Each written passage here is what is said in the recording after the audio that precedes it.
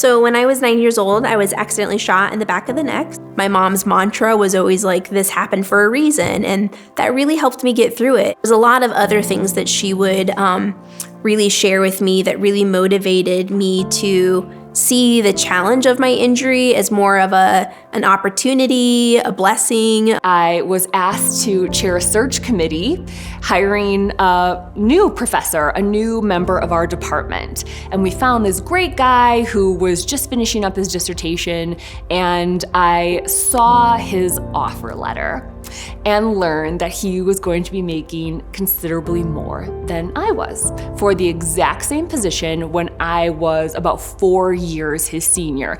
And when you're told, sorry, we're not gonna pay you the same as we're gonna pay you a man, and we're gonna expect that you're okay with that, that really takes a lot to kind of build up your gumption again and go back to work and say everything's okay. I didn't. I left. I have taken on responsibility for a major construction project, a $150 million renovation and expansion of the museum. I have an owner's rep who's my brain, my construction brain, who's this amazing man. But every time we walk in a room together, they immediately look at him and start asking him the questions. And one of the things that I love about him is his favorite thing to say is, well, I don't know, I work for her. So you should probably ask her what she wants. And it's great to see the looks on people's faces. You know, in the early 90s, it was kind of a big deal to be openly gay and to work in Texas and to work in the oil industry. I was not open and authentic about who I am, and I made a decision at a certain point that that just isn't who I wanted to be, the type of leader I wanted to be, or the type of person I wanted to be. I'm so much better off for having been open and making sure people knew exactly who I was and what I stood for, and what I intended to achieve at companies. I have 46 first-generation college women that are part of a scholarship program with us. I heard them around a campfire tell their stories, and it got different for me really fast. It was like, it was personal, and the idea that they would go into the world and that I'm part of participating in a system that has set up hurdles for them I just can't. I have to get up in the morning and do something about that.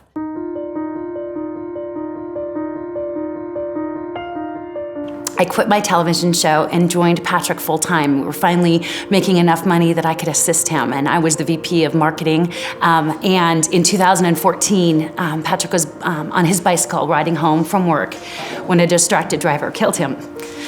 Sorry. So I stood up and took over the company. I was the last man standing, I say.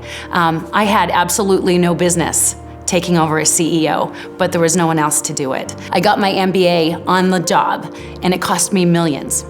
But I've learned from every major mistake I've ever made, and I've never made it again. Every day, I want to ensure that I am just being a really good example, and that I'm empowering the women around me, and being empowering them to be authentic, to be true to themselves, take that risk, take that job, take it in an industry you don't know. Anyone who's out there thinking, oh, this thing I really want to do, but I'm just not sure, it's going to take a lot of energy, I'm not sure if I'm there, go for it. I mean, our community will be better for it. Most of the work that we've all had to do to get where we are, to be in a happy place, is hard. But I feel like if you have enough people kind of backing you up, you can get through it.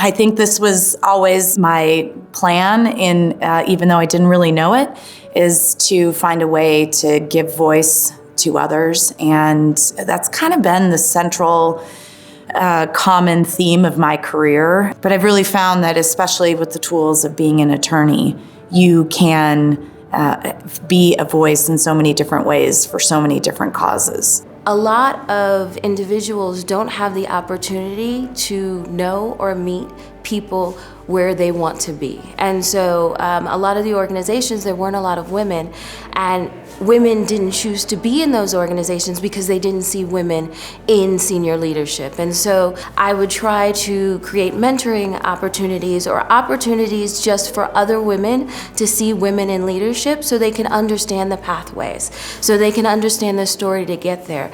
It's very inspiring to me when someone that I have encountered over the course of those 30 years can let me know that maybe I opened a door for them that gave them a glimpse of what their future could be like. I really love to help other women be successful.